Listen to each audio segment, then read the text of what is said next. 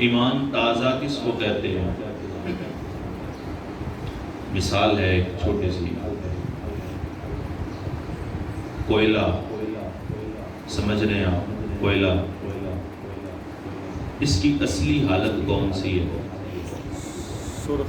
ہاں جنہیں راتی سنا ہو تو بولو نا، سرخ، جب بھڑک رہا، جب گرم ہوتا ہے، یہ اس کی اصلی حالت ہوتی ہے۔ اور جب کوئلہ بھڑک رہا ہوتا ہے، سرخ ہوتا ہے، جب وہ اپنی اصلی حالت میں ہوتا ہے تو پھر وہ کام بھی اصلی والے کرتے ہیں۔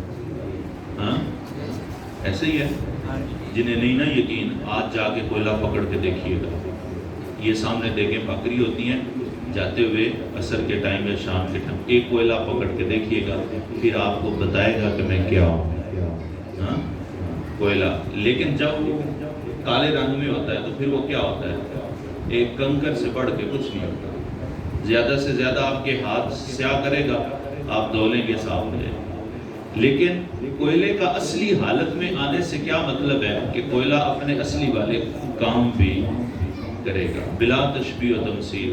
ایمان کا تازہ ہونا، کہہ دیتے ہیں نا کہ ایمان تازہ ہو گیا، جی گفتگو سنی ایمان تازہ ہو گیا، کوئی نہیں ہوتا، جھوٹ بولتے ہیں۔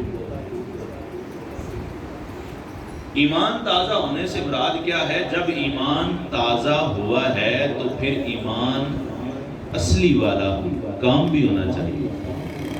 ہاں ایمان تازہ جو ہو گیا ہے تو پھر جو ایمان کے تازہ ہونے پر کام ہوتے ہیں وہ بھی تو بولیں ہونے چاہیے یا نہیں ہونے چاہیے؟ ایمان تازہ ہو جاتا ہے، جھوٹ بولنا نہیں چھوڑتے، اس کا مطلب ایمان تازہ بولیں جب آپ بولیں گے مجھے محسوس ہوگا کہ آپ کی توجہ میری طرف۔ ایمان تازہ تب سمجھیں گے جب ہم جھوٹ بولنا چھوڑیں گے تو محسوس ہوگا جی ایمان تازہ ہو گیا۔ غیبت کرنا چھوڑیں گے تو سمجھیں گے کہ ایمان تازہ ہو گیا ہے۔ آپس میں حسد، کینہ، بغض، نفرت، یہ ساری بیماریاں دور ہوں گی تو سمجھیں گے کہ ایمان تازہ ہو گیا ہے۔ لیکن یہ سارا کچھ ہمارے ساتھ رہتا ہے، پھر ہم کیوں جھوٹ بولتے ہیں کہ ایمان تازہ ہو گیا؟